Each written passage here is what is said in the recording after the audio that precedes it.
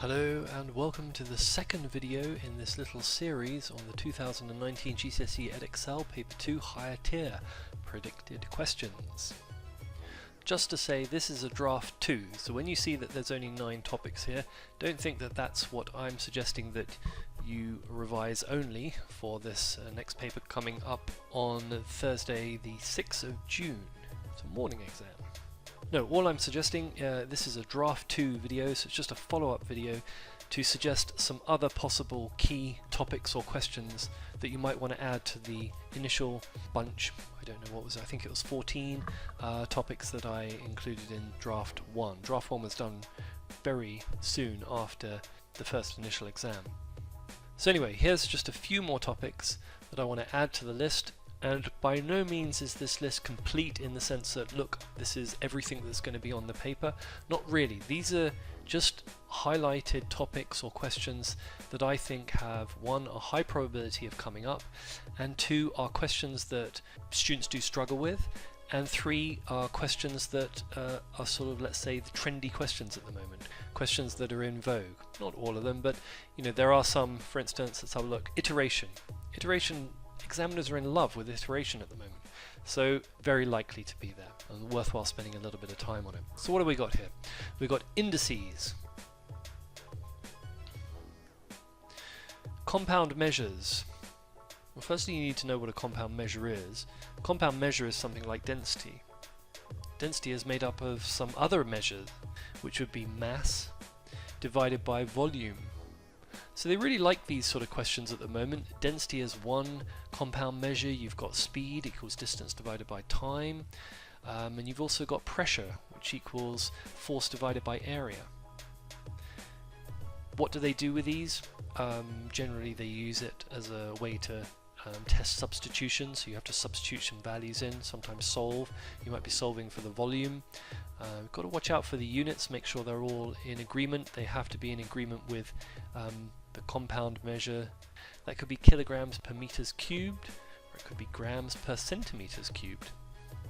So watch out for these questions. I will put a star on that one because it's just one of those questions that the examiners kind of like at the moment. The sine rule and cosine rule. Well, there are lots of different things about sine rule and cosine rule, but firstly, sine rule and cosine rule is a form of trigonometry used for non-right angle triangles, so don't mix it with the SOHCAHTOA. But yes, it's for non-right angle triangles. The biggest problem, or the first thing you have to remember, is how do you tell the difference between the sine rule and the cosine rule? Very simple. Sine rule pretty much always involves two angles. You're either using one to find the other, or you're using both to find a side. The formula for the cosine rule, it only has one capital letter in it, it only has one angle. So yeah, it's a very sort of rudimentary, basic way to remember it. Next on the list, conditional probability. Conditional probability is, generally speaking, if I give you an example, lots of people get this wrong, but if there was, let's say, 130 students in a year, it was a mixed school, and you said how many students are left-handed, so you do the amount of students that are left-handed divided by the total amount in that year, that's 130 people, students. But if the question says, given that you choose a boy in year 11, let's say, what is the probability he's left-handed? Well, suddenly the denominator now is no longer something out of 130. Now it's out of a new denominator. In other words, given that you choose a boy, how many boys are there? Let's say for argument's sake there are 70 boys. Depending on how many left-handed students are actually boys, let's just say for example 5. So you'd write it as 5 over 70, but the point I'm trying to make here is when you have conditional probability given a certain thing, given that we're choosing from a certain pool of people or a certain category, the denominator will change, so watch out for that. If they start off in the beginning of the question saying there's 130 students in a year, year 11, and then they start saying given that you choose someone who does art, you know, it's not going to be that whole 130 because it's just got to be the people who do art.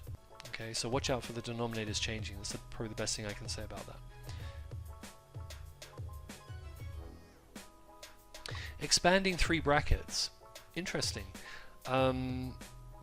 It's sort of like a precursor to what you would do at AS level and A level, which is binomial expansion. Now it could be written like this as three separate brackets, so x plus 2 multiplied by x plus 3 multiplied by x plus 5, something like that.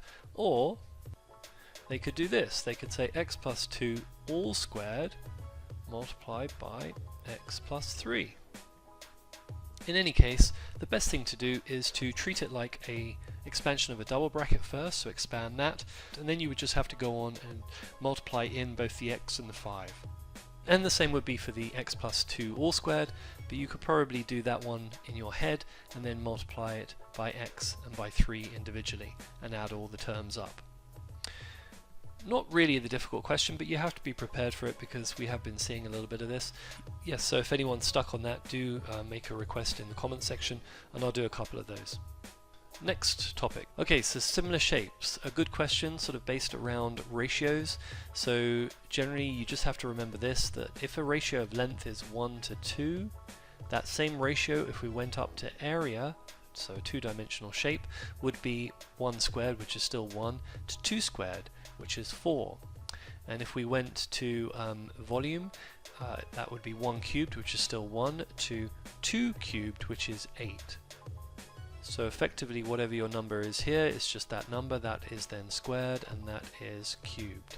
And once you've got those ratios, then you can solve problems related to length, area and volume. Iteration, very popular question at the moment. Putting a number, it sort of replaced the trial and improvement thing that we used to have a number of years ago.